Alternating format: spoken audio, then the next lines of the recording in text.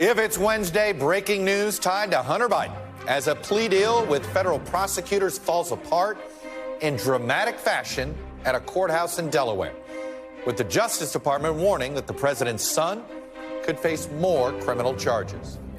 Plus, as a third criminal indictment looms for former President Donald Trump, House Republicans are gearing up for a potential impeachment inquiry of their own into the current president. There's also a potential government shutdown for the fall.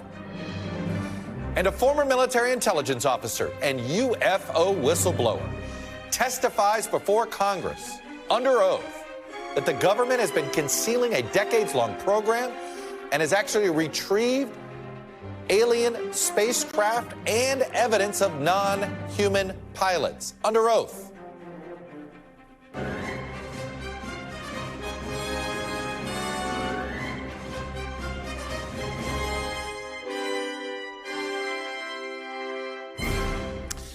Welcome to Meet the Press Now. I'm Chuck Todd reporting from Washington, where the White House is facing a renewed political and legal headache. And it's all tied to the president's son, Hunter Biden. Today, in a dramatic series of events inside a Delaware courtroom, a federal plea deal between Hunter Biden and the Justice Department fell apart.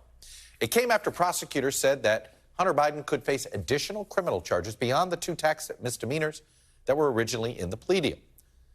When Hunter Biden's lawyers heard that, they objected, at which point the government threatened to pull the agreement entirely. And then what followed was a tangled mess of negotiations and legal back and forth that ended with no plea deal, Hunter Biden pleading not guilty to the charges for now, and widespread confusion about what exactly happens next, legally for Hunter Biden and, of course, politically for the president. The judge has now asked both sides to amend the deal to clarify her role in the agreement and insert new language on its scope. So to be clear, Hunter Biden can still make a deal with federal prosecutors at some point soon. But politically speaking, the fireworks at the courthouse today extend an episode the White House was hoping they were putting behind them today, as Republicans on Capitol Hill appear to have gotten more fodder for their own probes into President Biden's family that are only just getting started and will serve as the rationale for them to do their own impeachment. House Speaker Kevin McCarthy yesterday raised the notion of launching an impeachment inquiry into the president to give the House full power to investigate President Biden and his family. Congress has a responsibility for an investigation wing. All I'm saying is, and I'm sure you'd probably ask the same question, where's the truth? You've got to get to the bottom of the truth. And the only way Congress can do that is go to impeachment inquiry that gives Republicans and Democrats the ability to get all the information. Meanwhile, the White House is doing everything it can to avoid talking about Hunter Biden's problems, as White House Press Secretary Karine Jean-Pierre directed all questions at today's briefing to the Justice Department and said simply the president stood by his son.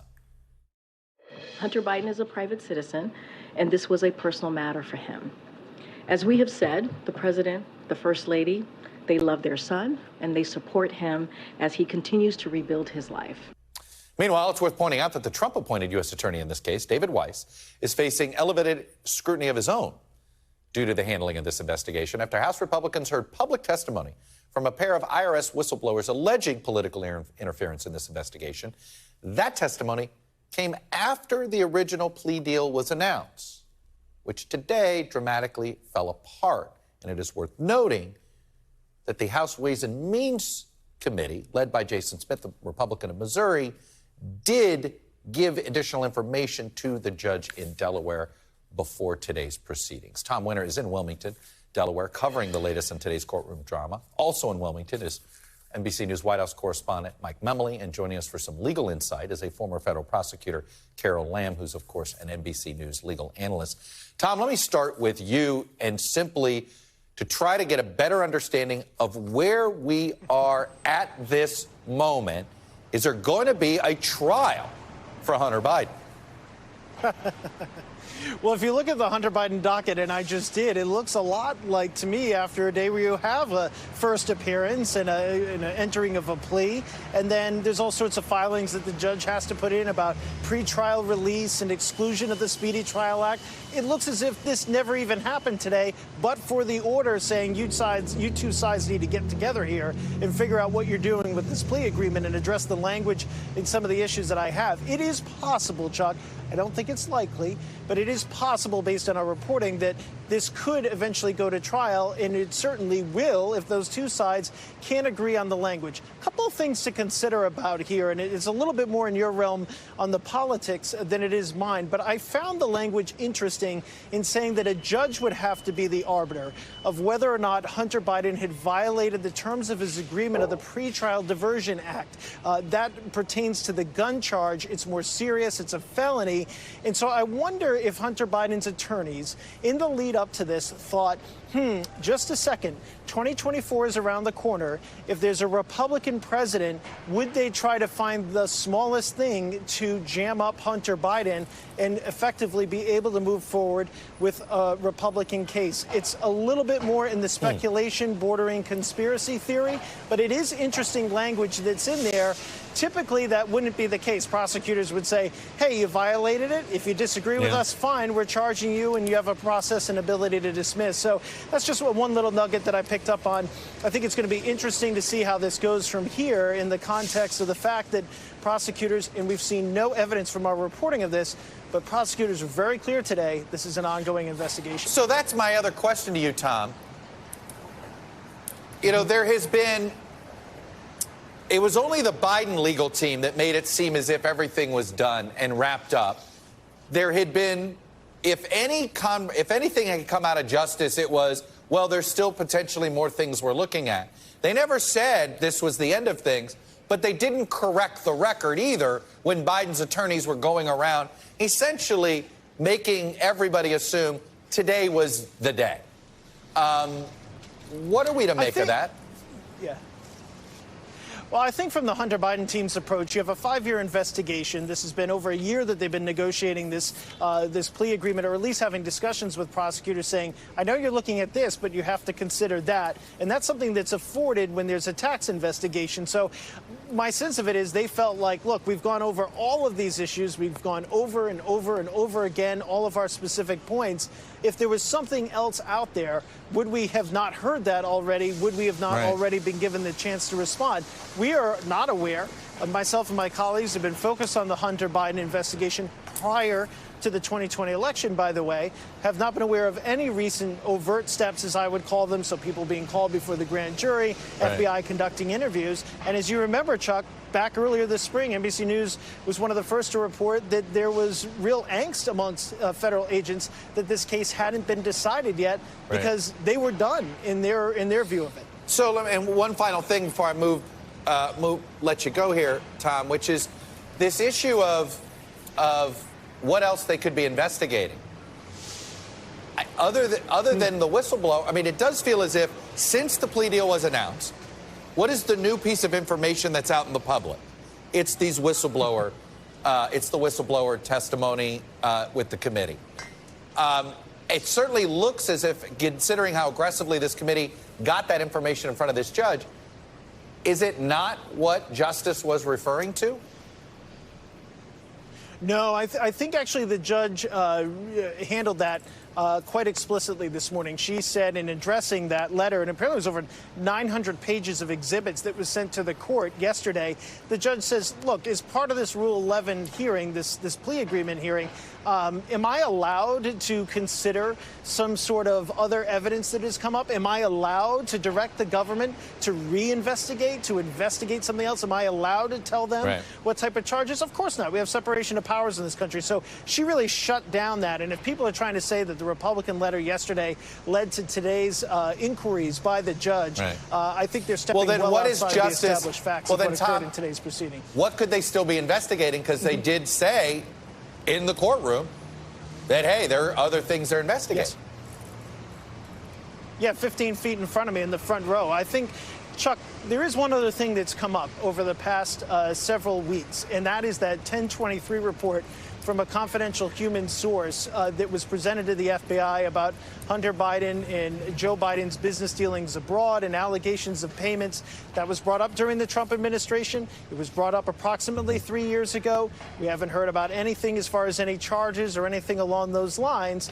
but you don't know what you don't know, and so it's not clear to me whether or not that's factoring in. It's not clear to me whether or not the Justice Department is trying to tap the brakes on turning over anything else about this case, because they say it's an ongoing investigation. They're typically able to keep Congress at bay. One other little courtroom note today, Chuck: Kevin Morris, who paid Hunter Biden's taxes as part of a loan, they say, was sitting in the front row. So he's the person who's responsible for paying those taxes, and one day Hunter Biden owes him that money back. Otherwise, it's income, and that's a whole separate tax issue.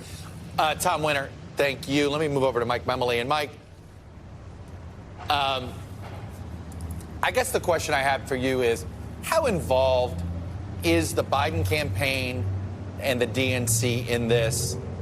Because it's my understanding there are some political legal types that are trying to get involved in here. What can you report? What do you know? Well, Chuck, there had been, and we've reported about this, some tension on the part of the Biden advisors about the ways in which Hunter Biden's legal advisors, most specifically Abbe Lowell, have been choosing, especially over the last few months, to try to not just wage a legal strategy, as was seen in the courtroom today, but to make this a battle for public opinion. From the perspective of the Biden team, that is not something they want. Chuck, you receive the same semi-regular scoldings that I do from Biden officials about what we cover and cover too much that we shouldn't be covering at all, or things that we aren't covering or should be covering more that we are not sufficiently covering in their view. And they've always viewed Hunter Biden's legal woes, obviously, in the category of things that we are covering too much. But there had been indications very clearly in the last 24 hours that the White House was ready for this moment. The Biden team was ready for this moment to mark a pivot. You heard it from Karine Jean-Pierre in the briefing room yesterday. As Republicans, they always knew we're going to continue their investigations long after the Justice Department concluded its work, and they were ready to make that argument publicly, that the Republicans, the Republican campaigns want to make this about the president's family. He wants to make it about what's important to your family. So this is obviously a significant complication to that. There are obviously going to be questions about what happened today. Clearly, this was a case in which the judge was stress testing a plea agreement reached between prosecutors and Hunter Biden's legal team, and it didn't really hold up to that stress testing nearly enough. And to further complicate matters for the White House, I think this is probably the biggest after effect of this, which is part of the Republican argument politically was going to be that this is not a case that was being handled by the book, the way the president and his advisors argued it would be. And to see the kind of, frankly, dysfunction as it seemed there was at times in the courtroom today only feeds the idea that this was not handled in the typical way. And that's why this potentially extends even more as a headache for the White House. Well, I was just going to say, Mike, I assume the idea of an impeachment proceeding targeting the president now seems higher right now at 4:12 p.m. Eastern time than it was 24 hours ago, considering what happened here. Because, again, I know what House Republicans are going to claim. Well, it is what Jason Smith sent. And all this information did lead the judge to have, wait a minute, something's fishy here. They're going to believe they found a there there. Well, and certainly one of the questions I would expect to be asked on the part of some Democratic allies is whether that kind of political interference on the part of Republicans influenced the district attorney, or the U.S. attorney, here in Delaware, whether he was feeling some political pressure. But you know the difference between an impeachment inquiry and an actual impeachment. It's all about the very narrow majority that the Republicans have and whether some of those Republicans in Biden districts would go along ultimately with a vote to impeach the President of the United States. So any indication, any political cover that you can give to those swing district Democrats to say there's a leg to stand on to vote for impeachment, I think you're right to say that the likelihood potentially increased today that this ultimately goes to the finish line. We're going to get an inquiry. That we're going to get. You're right about whether we get the actual articles. Mike Memoli, also in Wilmington for us. Mike, thank you. All right, Carol. I've been withholding myself from going to you first because this was just so crazy. I got to think you've been through something like this where a plea agreement falls apart in the courtroom. Chuck, I couldn't be more surprised than probably your next story about alien life on Earth. This was a situation where both parties knew the eyes of the nation was going to be on this hearing today, and somehow they went into court not having a meeting of minds. Look, a plea agreement is a contract. It's just a simple contract. And if you have good lawyers on both sides, which we have here, you represent your client and you know your client knows what they're giving up in the contract and what they're getting in the contract. This was very simple. And the government gets a guilty plea. They get some certainty about that. They know what their constraints are with respect to what kind of time they can ask for in terms of penalty, what kind of fine. The defendant knows that he's pleading guilty and he's giving that up, but he gets something in return. He gets some certainty about what the penalty is going to be, and he knows what, if anything, the government can charge him with in the future. That's the befuddling thing about all this. The judge asked a very obvious, simple question in the courtroom. Let's say the government wants to charge him with being an unregistered foreign agent in the future. Can they do that under this plea agreement? The defense says no. The government says yes. That's incomprehensible to me. There's no way you should be walking into that courtroom not knowing that piece of this, correct? The release, or the scope of the release, in other words, what charges the government cannot bring against you in the future, is a very, very critical part of any plea agreement. And it has to be explicit.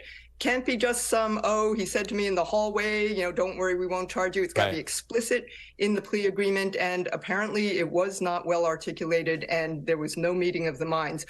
This is really a disaster for both parties. Look, all we have is the public timeline of events. And I can't help but see that the plea agreement came before the whistleblowers went public, right? Before we knew that information. Does 1 + 1 = 2 here? Is that why Justice was not ready to do this? I don't think so, Chuck. It's very hard to say. Of course, a lot goes on behind the scenes that we're not aware of. But I was already befuddled when the announcement of the charges took place, and yet in the government's press announcement, the last line was the investigation continues. And I think all prosecutors and former prosecutors said, what is that all about? Are they looking at different people? Are they looking at different time periods? Mm-hmm. How can the investigation be going on? How can it be ongoing when the defendant is actually pleading guilty to something? It's just so unusual in the criminal realm. What you sometimes see is that the government will say, we will not charge you with anything of which we are currently aware. Of course, you have to have that kind of protection on the government side. You find out that he killed somebody the next day and you didn't know about that. You can't tie your own hands that way. But this was very strange from the get-go. This is a savvy look. As you know, Hunter has a savvy legal team. This is Abby Lowell.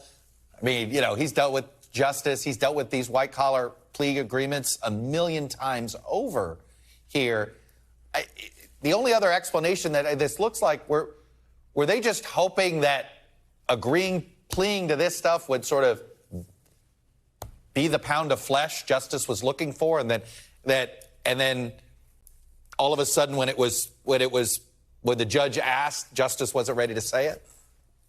Well, that might have been the case until they came out with that line in the press release that said the investigation is ongoing. That's a big hint that something else is going on there. And if it hadn't been done before, if there had been an assumption on Abby Lowell's part with respect to bringing future charges, at that point, he should have had it cleared up and said, well, wait a minute. I want to clear something else up, too, Chuck. If this does go to trial, if they really can't get their act together and come to an agreement, which I still 80% think they will. I think they will actually come up with something that works. But if they can't, he's not going to go to trial on 2 misdemeanors. He's going to go to trial on something much more serious. This was a plea agreement. Right. There was give and take on both sides. But if this goes to trial, the government will file an indictment that charges something much more serious. Carol Lamb, former U.S. attorney and an NBC News legal analyst.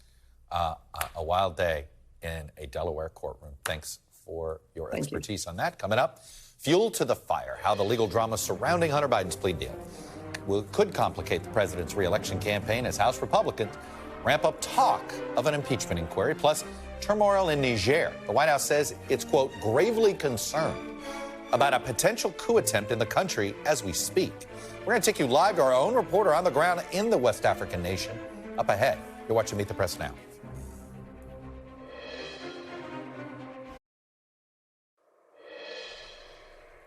Welcome back. Today's drama surrounding the Hunter Biden plea deal will likely amplify efforts by Speaker McCarthy and his allies to ramp up the investigations into the president's son and the president, if they can come up with a connection. All of it comes as House Republicans say they are pursuing a potential impeachment inquiry into the current president, while also considering a vote to expunge the former president's impeachments. We should note an expungement would serve no real legislative purpose beyond symbolically applauding former President Trump. It's sort of like a resolution, if you will. At the same time, House Republicans are also signaling that we could be headed for a potential government shutdown this fall, as the House Freedom Caucus is insisting on more cuts than what leadership agreed to during the debt ceiling showdown. All of those things, a Biden impeachment inquiry, a government shutdown, defending Trump's conduct, are likely to please Trump heading into 2024.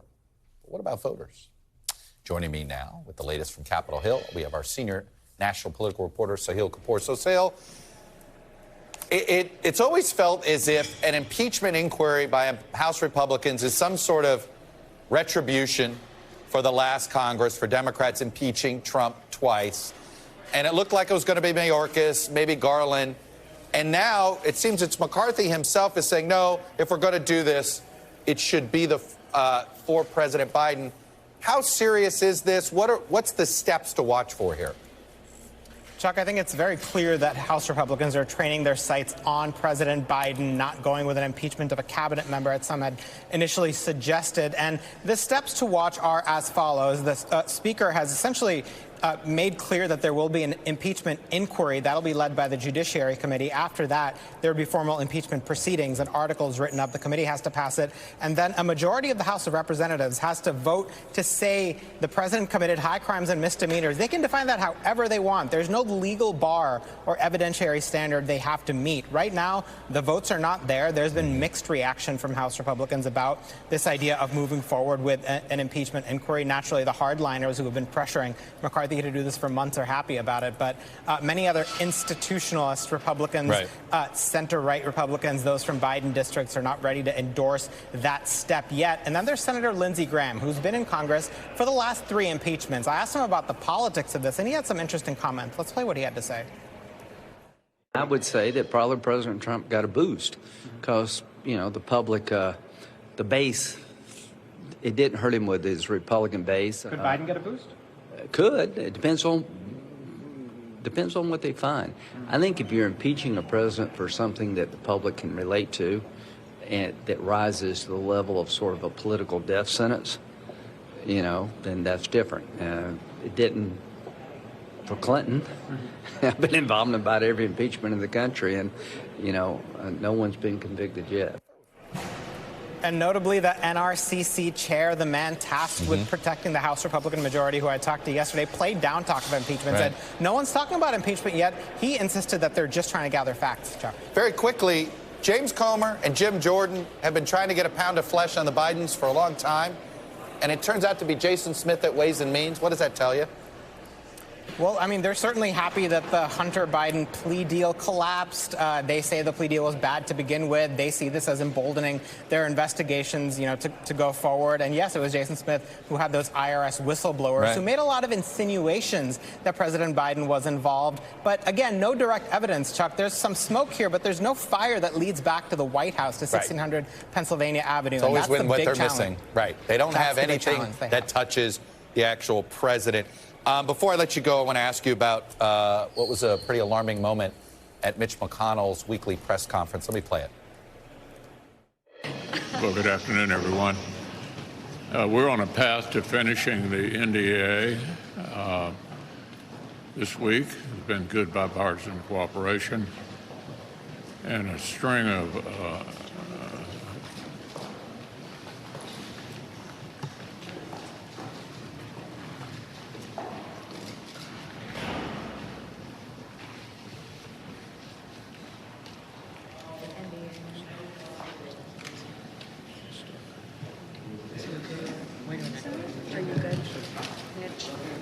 Okay, Mitch? Anything else you want to say, or should we just go back to your office? Do you want to say anything else to the press?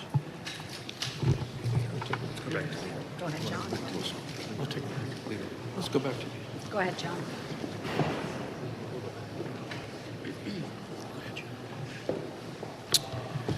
So this is the, we're coming up on the 1 year. Can you address what happened here at the start of the press conference, and was it related to your injury from earlier this year where you suffered a concussion? Is that... No, I'm fine. You're fine, you're fully able to do your job?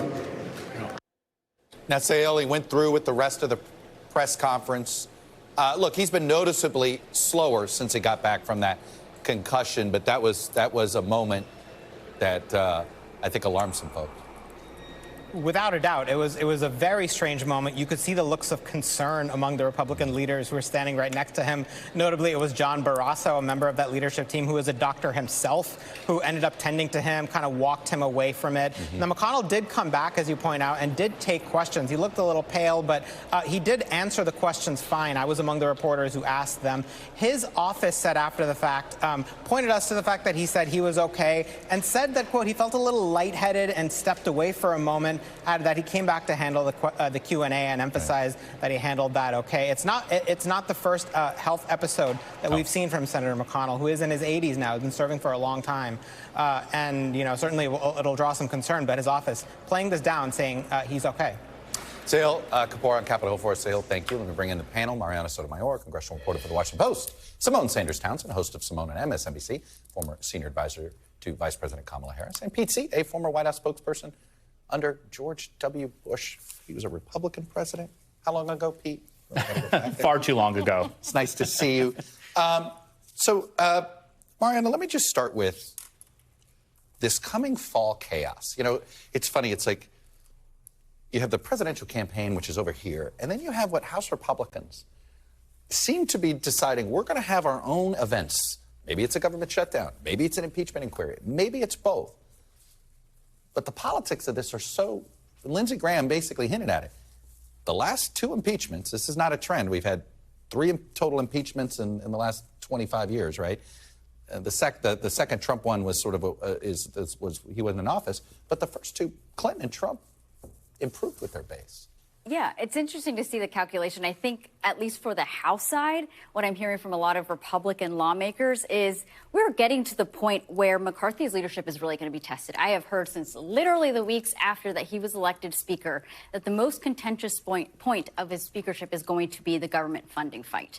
And we are seeing already, even just this week, a very small preview of the far right and their demands and what the vulnerable Republicans who have had to swallow a number of votes, who have fallen in line, are now privately behind the scenes really starting to fret. Does he think impeachment is a way for him to sort of, well, can I throw the impeachment, can I make that the shiny metal object and basically get government funding through? Yeah, you hear some Republicans saying this is a distraction. You're actually hearing that from Ken Buck, who is in the Freedom Caucus, who literally said today, this is impeachment theater. And it's something else that McCarthy is giving to the far right, because he knows, you know, there's the Senate. It's led by Democrats. When it comes to policy and changing things, these people are going to have to swallow whatever the Senate sends over. So here's something else to try and appease them. Pete, history is riddled with House majorities. Essentially, when the House majority is not with the president's party, the president's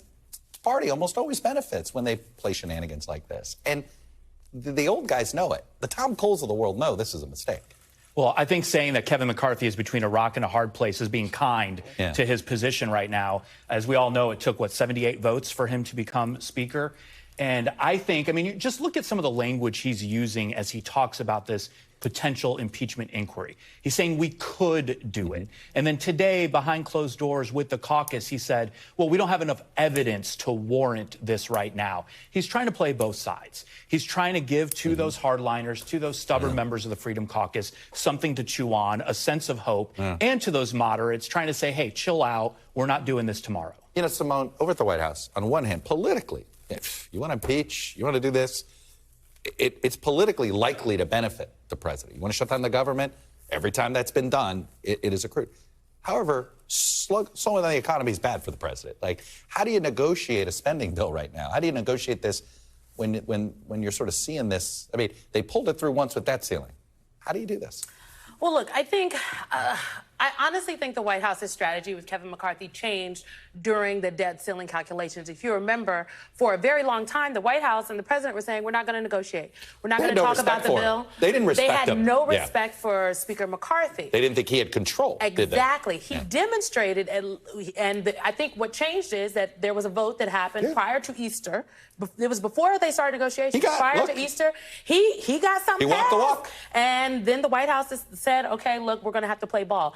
I think the White House, look, Joe Biden, from the Joe Biden that I know, he likes to try to make a deal where he can. And I think the White House is seeing the chaos that's happening in the caucus, and they are watching Speaker McCarthy's words. They're watching what he's parsing, what he's doing, and at this point, he's all they have to negotiate with, and I think they don't want to be caught flat-footed. All right.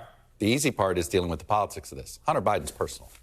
It is very personal. So this is, it does feel as if there are people in the White House. Let me ask you this. How many people in the White House and the political team feel like they're blind into what's going on in Hunter world? Well, I don't know. Look, I think you have to ask the White House, the people in the White House and the folks on the political team. I can How say was it in 2020, from your experience? From my experience, that is not something that is widely discussed. You don't pop that on an agenda, if you will.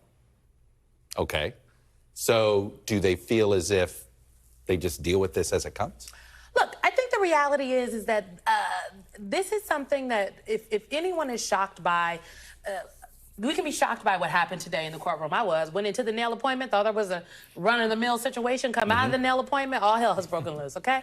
But so you can be shocked by the proceedings in the courtroom today. You should not be shocked that there was a case. This is something that folks have been well aware of for years, frankly, and that there are things going on as it relates to legal dealings with Hunter Biden, period. So that should be something that everyone should be prepared for. I think that folks in the White House who work for the president, people in the Democratic National Committee, people who know the president personally, his family, they are aware of how they feel about it. And they feel as though that this is a family. This, at the end of the day, Hunter Biden is Joe Biden and Joe Biden's son. Yep. That is how they're going to treat him, like their son. They have nothing else to say about it.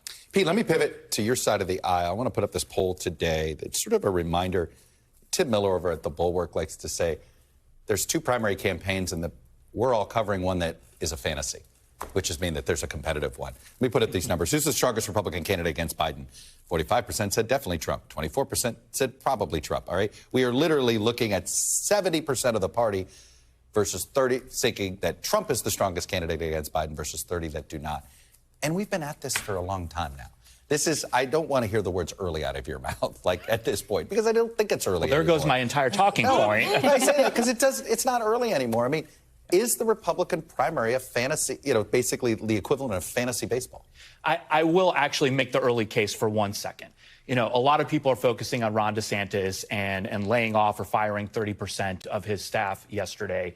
Well, I'm old enough to remember when John McCain had an implosion in July of 2007. I'm old enough to remember when John Kerry had to take a mortgage out on his house to pay for early state ground efforts. Both of them became nominees, maybe not the best analogies because they lost the general elections. But it is truly early. If you're going to have struggles, have them in July and August, not in January and February. Sure. It's undoubtedly that Donald Trump right now is going to be the nominee of the Republican Party. The debates, I think, will matter. That's why these candidates are trying to get on the debate stage, because it's hard to engage with Donald Trump when he dominates the media the way he does. The only chance they have to pierce that bubble is on the same stage. It's interesting here, Marianna. Donald Trump is not going to hand Ron DeSantis a lifeline. And right now, Donald Trump showing up for the first debate would be handing Ron DeSantis a lifeline. Does Team DeSantis know that? I don't know. That's the thing. I mean, listen, I don't think many people are actually thinking that Trump is going to show up. It's actually probably more beneficial just sitting back and truthing, tweeting, however we want to describe how he gets his message out there. But, I mean, as long as these people are punching each other on stage, for Trump, it's beneficial to him. I want to close with the segment that I didn't ask you about, but the case for age limits now in government, how is it not going to go up? We've had this now in the Senate, multiple senators, both parties. There does seem to be, it is not surprising. Do we think age limits in the federal government is something that might take on some get some I don't think so, because the people who would have to do the passing of it are the folks who are at the age limit. I don't think we're ever going to see that happen. I think there are a lot of young people out there who would like it only because it creates more space. If that was our father or folks grandfather out there, you would be like, he can't do this anymore. It was hard to watch. It's hard to watch. It's hard to watch. Praying for Mitch McConnell. Absolutely. Absolutely. Marianna, Symone, Pete, thank you guys. Good to see you. Well, nice to have a state visit. Of course. Up next, whistleblower allegations of alien spaceships and a government cover-up. Somebody went under oath today in front of Congress and said, we have detained alien life forms. We're going to have the highlights from today's House Oversight hearing and more on the pressure on the Pentagon to release more information about this unidentified aerial phenomenon. You're watching Meet the Press Now.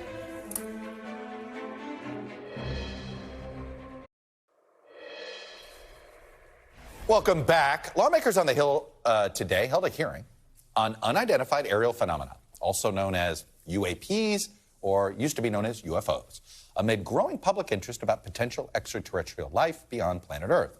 The committee heard testimony from 3 witnesses today. One was a former Navy commander, one was a former Navy pilot.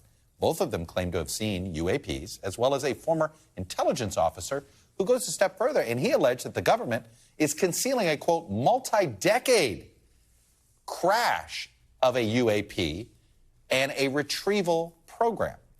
Take a listen to more of what this person had to say. If you believe we have crashed craft, stated earlier, do we have the bodies of the pilots who piloted this craft? As I've stated publicly already in my News Nation interview, biologics came with some of these recoveries. Were they, I guess, human or non-human biologics? Non-human, and that was the assessment of people with direct knowledge on the program I talked to that are currently still on the program. Non-human biologics, a.k.a. alien. For its part, the Pentagon rejected those claims, saying it does not currently have, nor in the past had, any extraterrestrial materials.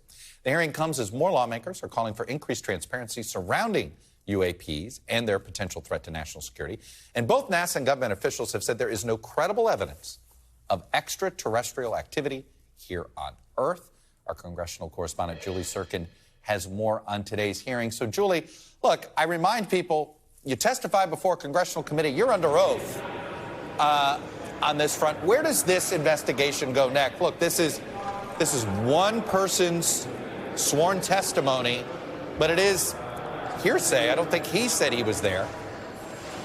Oh, no, it's totally hearsay, and you're right to point out that he gave this testimony, David Gersh did, a former intelligence officer, under oath. He told the panel that he's heard secondhand accounts from his colleagues. He even said in another exchange in the hearing that he had colleagues complain of being physically harmed by these objects. Now, you ask an important question. Where does this go from here? Well, this is not over, because I was talking to one member on the panel, a Democrat, who actually said that he wants to hear from Gersh in a closed-door settings. He wants him to come back and say much of what he told them, much of what he hinted out in a closed-door setting.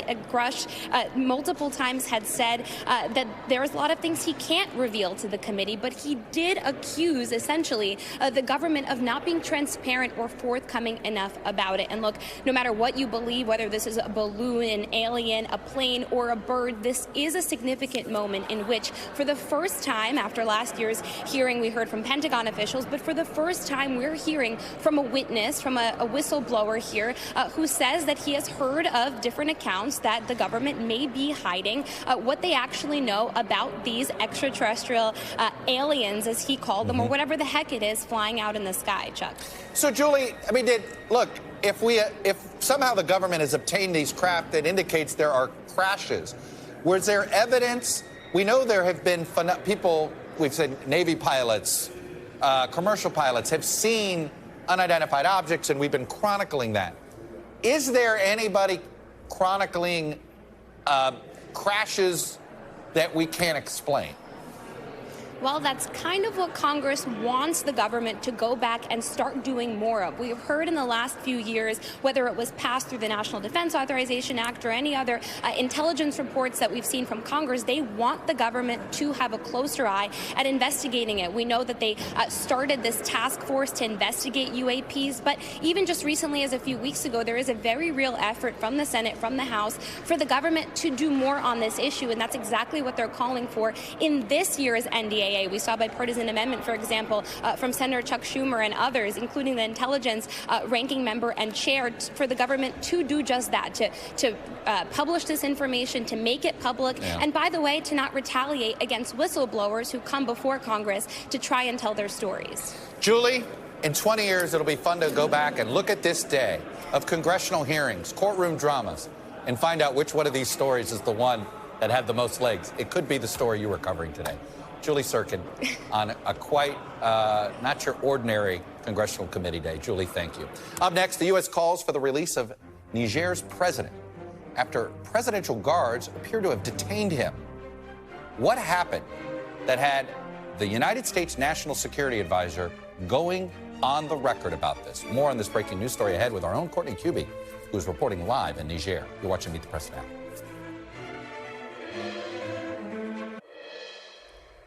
Welcome back. We're following an evolving situation in Niger as members of the presidential guard that surrounded the presidential palace in what neighboring countries are calling an apparent coup attempt. President Bazoum, who was elected in 2021, has been a reliable partner for the United States in the West in a particularly volatile region where U.S. troops are currently training local partners to fight extremist groups. You know, we've had troops in the area for some time. In a statement you don't see every day from the White House, the National Security Advisor earlier today put out a statement that denounced the actions of the presidential guards, adding, "We strongly condemn any effort to detain or subvert the functioning of Niger's democratically elected government led by President Bazoum. We specifically urge elements of the presidential guard to release President Bazoum from detention and refrain from violence." We should note, my colleague Kristen Welker spoke with Niger's president on this show when he was here in Washington late last year, attending the U.S.-Africa Leaders Summit, where he talked about his country's young democracy and its shared values with the West. Joining me now is our Pentagon correspondent, Courtney Cuby. She's in Niger, has been reporting on U.S. training missions. We did a Meet the Press reports together when she was in Somalia. So, Courtney, here you are trying to leave the country. This happens. This is not a statement you see every day from the National Security Advisor. You're on the ground. What's going on? Well, I mean, so far, the streets, there's relative calm here in the streets. We're in the Capitol. But I will say, a couple of hours ago, we heard a series for several minutes of gunshots being fired.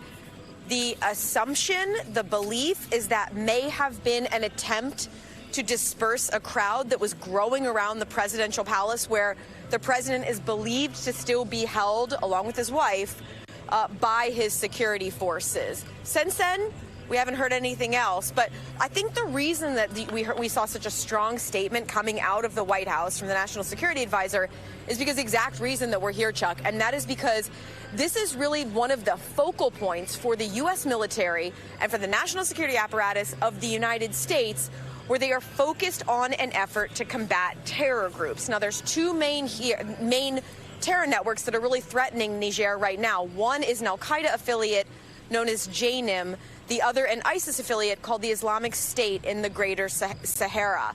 The concern is these two groups are really squeezing the population more and more.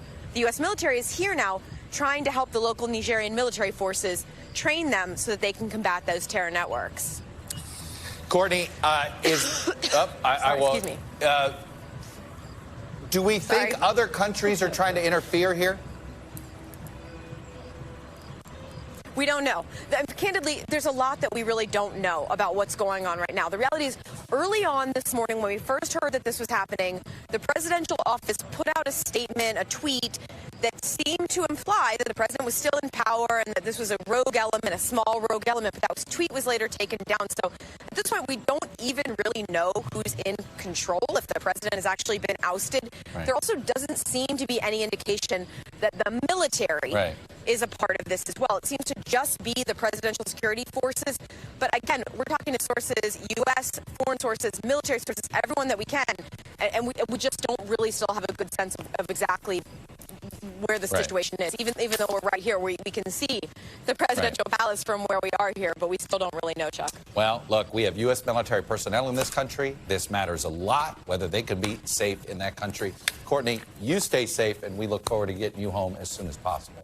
Thank you for your reporting. Still to come, some new data shows why the Republican Party may have a problem when it comes to winning over America's youngest voters in 2024. That data and why it matters, next. You're watching Meet the Press Now.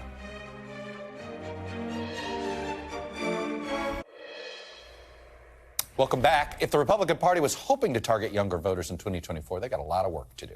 New analysis of some numbers from Harvard's youth poll show that Americans between the ages of 18 and 29 have been steadily getting more progressive over the past decade. Here are their stances on progressive political issues. 63% support strict gun laws, up from 46% over a time period that included many mass shootings, including the Parkland school shooting. Half of young voters now think the government should act on climate change. That number was below 30% in 2011. 4 years before the Supreme Court's decision on Obergefell, 42% supported same-sex relationships. That number is now 54%. And when asked in 2011 if necessities like food and shelter are human rights, 45% said they were. Today, the number of young people who agree with that has jumped nearly another 20 points. Well, the man behind this youth polling is John Della Volpe. He's the polling director at the Harvard Kennedy School, and he's been here before. John, we've talked about this sort of growing divide between where the Republican Party is going and where voters under the age of, look, you cut it off at 30, you could go up to 40 and see this. It really just depends on the pollster here. Is there any evidence that, usually as people get older, there is a move back to the right, whatever that is, maybe from left to center, et cetera?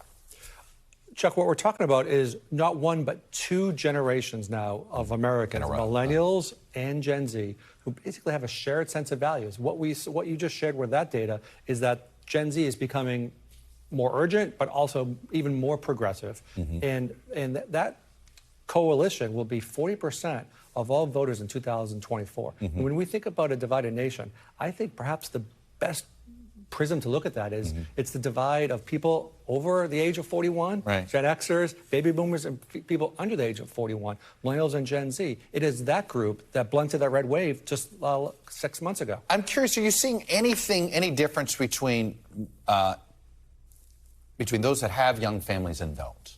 Those that are married, are we seeing, because usually that is also another marker. When do people start moving from whatever extreme they're on into the center? It's usually after marriage and family. It is. Where the divide that is emerging, that's relatively new, is actually a divide based upon class and education, like we see in the broader electorate. But there's been a lot of social science research published over the last year to show that this could be the first generation millennials as they age into settling down. That's not becoming more conservative. They're actually becoming more progressive.